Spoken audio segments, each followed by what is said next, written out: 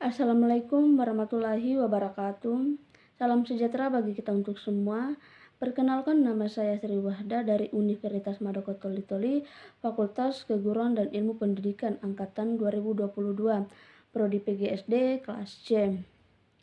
Di sini saya akan memenuhi tugas individu yang berjudul Strategi dan Model Pembelajaran.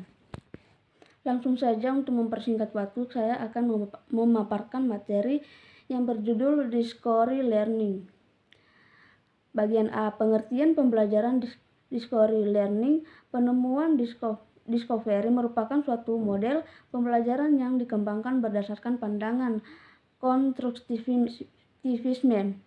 Model ini menekankan pentingnya pemahaman struktur atau ide-ide penting terhadap suatu disiplin ilmu melalui ketertiban siswa secara aktif dalam proses pembelajaran.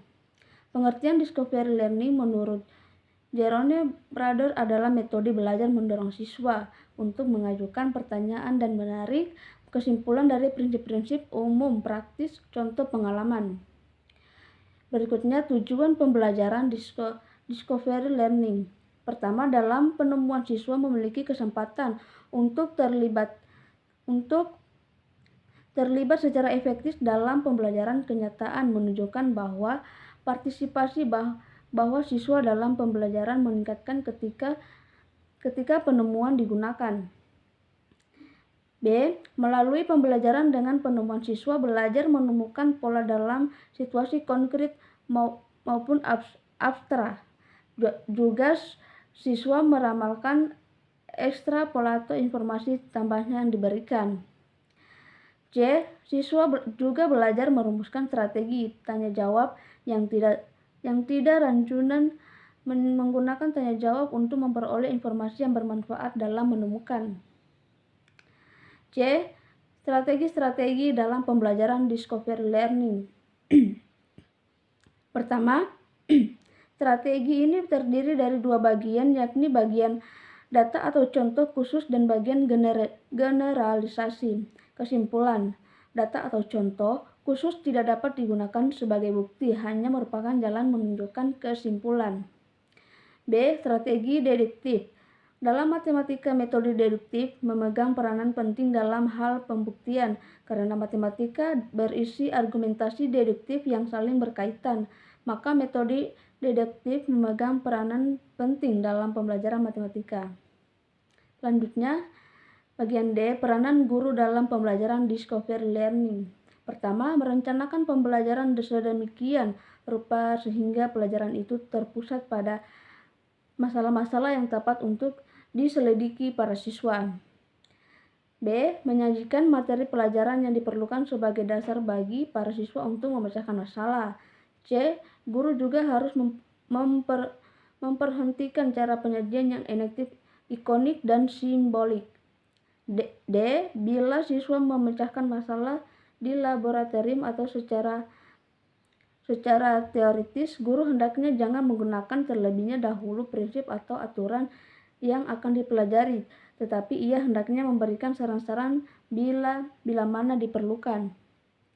E. Menilai hasil belajar merupakan suatu masalah-masalah dalam belajar penemuan. Berikutnya, E. Kelemahan dan kelebihan model pembelajaran discovery learning.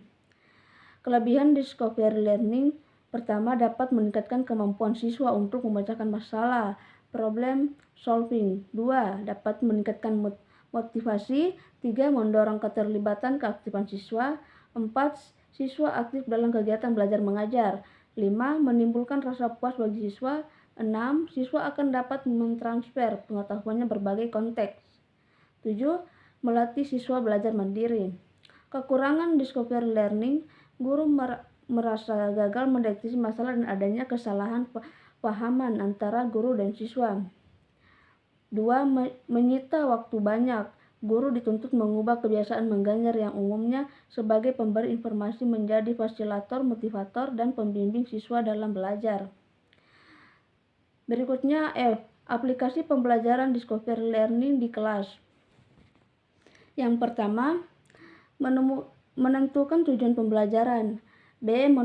Melakukan identifikasi karakteristik siswa, kemampuan awal, minat, gaya belajar, dan sebagainya. C. Memilih materi pelajaran. D. Menemukan topik-topik yang harus dipelajari siswa secara induktif dari contoh-contoh generalisasi. E. Mengembangkan bahan-bahan belajar yang berupa contoh-contoh ilustrasi, tugas, dan sebagainya untuk dipelajari siswa. F. Mengatur topik-topik pelajaran dari yang sederhana. G.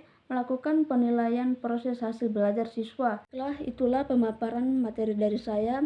Lebih dan kurangnya mohon dimaafkan. Saya akhiri, Assalamualaikum warahmatullahi wabarakatuh.